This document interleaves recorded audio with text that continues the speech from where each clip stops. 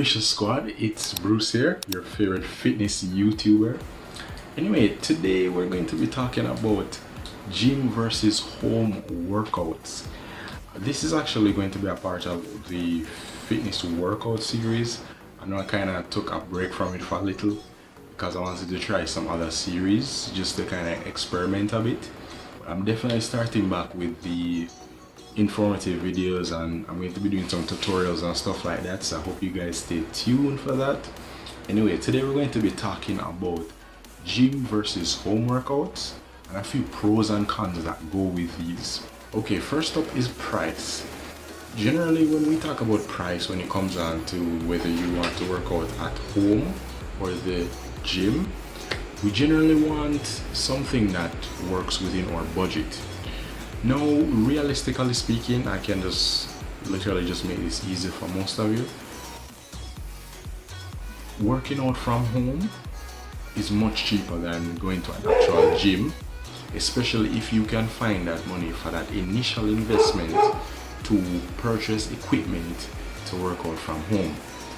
The thing though is, equipment isn't cheap, let's be honest, but in the long run, it works out cheaper for you because you don't have to worry about being stuck on some form of gym subscription, which is what you'll be which is basically the situation you'll be in when you go to a gym, right? You'll basically be paying that gym once a month, every month, for the rest of your life, as opposed to buying equipment. Maybe you spend $300, $400, $500 on a good amount of equipment, which, like an Olympic set, which comes with your barbells and your plates and a few dumbbells. This can generally get the job done for most people, especially if you can build one of those racks, the weight rack where you put all your bench and all the squat and everything in, right? You can have that with a few plates and maybe a resistance band to add to the mix.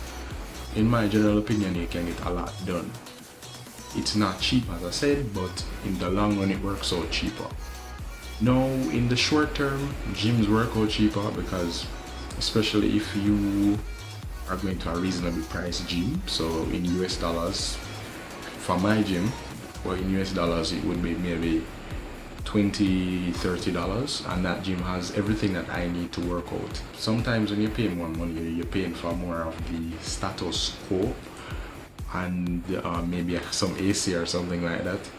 I just want to know that I have all the necessary equipment that will get me through my day, which will help me to build muscle and get stronger at the same time, because I'm a power builder, so that works for me. Maybe a more expensive gym will work better for somebody else.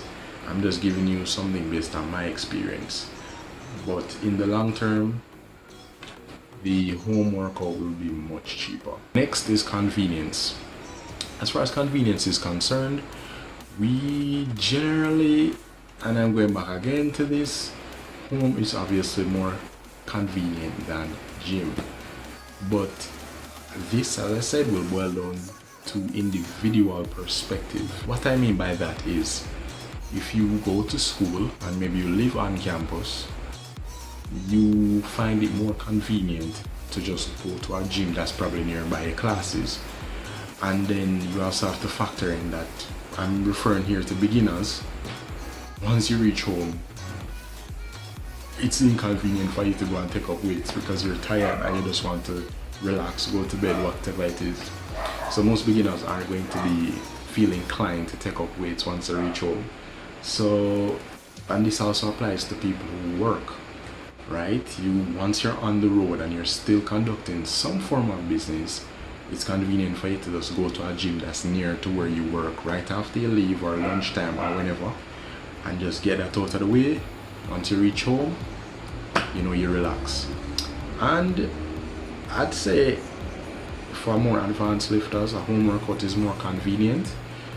But since we're talking about beginners here, the gym will work better. The problem with home workouts, as I mentioned, a lot of beginners, they're not in that mindset, which we're going to talk about later, of getting work done from a gym standpoint, because they're not disciplined enough to really take it seriously. So I generally opt for working out in the gym when you're just starting out as a beginner. Next we have equipment.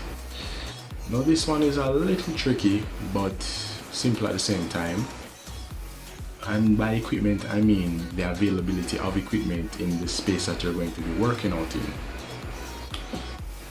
So essentially by that I'm referring to how many dumbbells, how many barbells you have in that space, the availability of certain equipment to get certain exercises done. Obviously if you go to a gym, these things are readily put in place for you to use. When you're at home, unless you build a gym, there's obviously not going to be that that option. And building a gym takes some level of expertise, having an idea what you're going to need. And as a beginner, it saves you a lot of time and effort to just go to a gym. So I generally would recommend going to the gym from a equipment standpoint for rookies looking to get into fitness. Next up, mindset. So as far as mindset is concerned, and throughout all the previous three, we mentioned something to do with mindset. Your mindset essentially is what's going to keep you consistent in the gym and essentially keep you there. As a beginner, discipline is going to be your greatest enemy, because this is something that you're not used to doing and you're pushing your body beyond its usual limits. You're doing something that basically pushes you out of your comfort zone essentially. So for beginners, I generally recommend finding a workout partner who can hold you accountable into getting into the gym, getting shit done. If you can get a trainer is also a good option. You just want to put yourself in the most beneficial position possible, and working out from home isn't going to really do you much of any favors under those circumstances, because as I said before, once you reach home, that mindset has gone through the window. Unless you're a naturally self-disciplined, self-motivated person, the gym is generally the best option, and find a workout partner. Enough said. Finally, we have time management. This is going to be one of the most, if not the most important thing, second to mindset when it comes on to being in the gym. There's no point in going in the gym if you don't manage your time properly. And by time I mean rest periods in between sets, going to the gym a certain amount of days, and how much time you spend in the gym, how much time you allocate to each workout, stuff like that are very important in getting anything done in the gym. So when it comes down to working out in the gym versus home, time management is generally going to be of greater importance when you're in the gym, because let's be honest, whenever you go somewhere with the intention of doing something specific, so for example you go to work, you go to a party, an event, whatever it is, you go there with the intention of getting something done that's specific to that particular thing. When you're at home, relaxing is probably the first thing on your mind.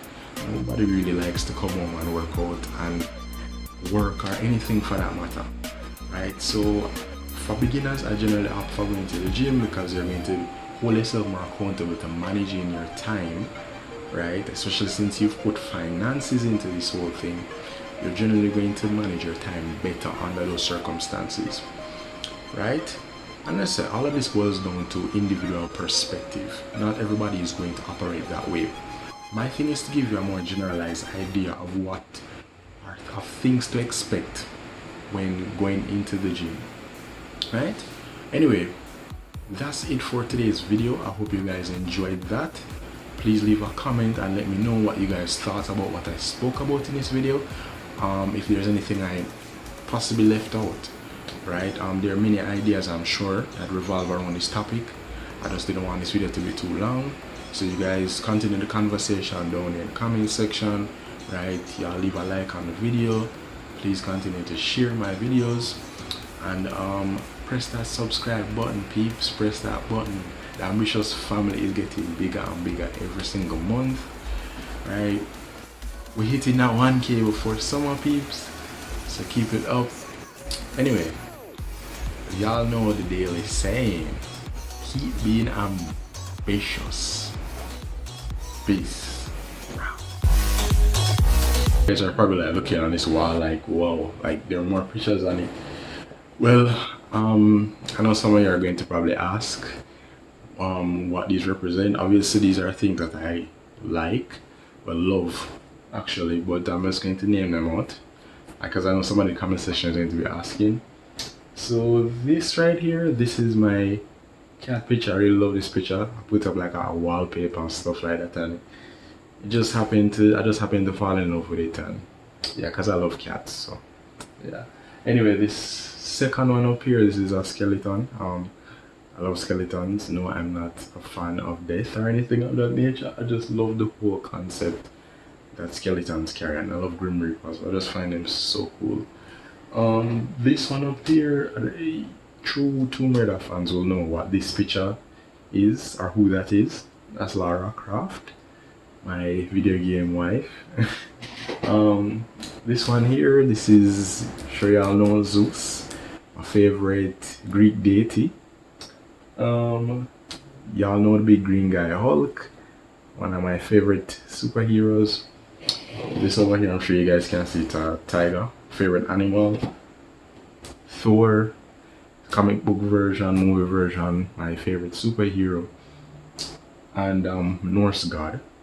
And this last one down here is the wolf. This picture, I know how I fell in love with it is, I just love what a wolf represents. They just represents alpha nature, and that's something I got off one of my favorite YouTubers. His name is Steph is Cold.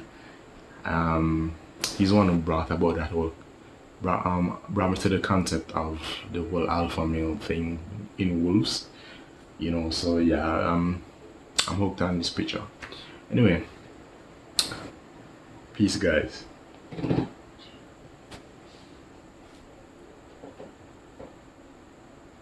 Man, beard clean, man. Yeah, use some of that Jamaican castor oil in there, guys. You see it shining?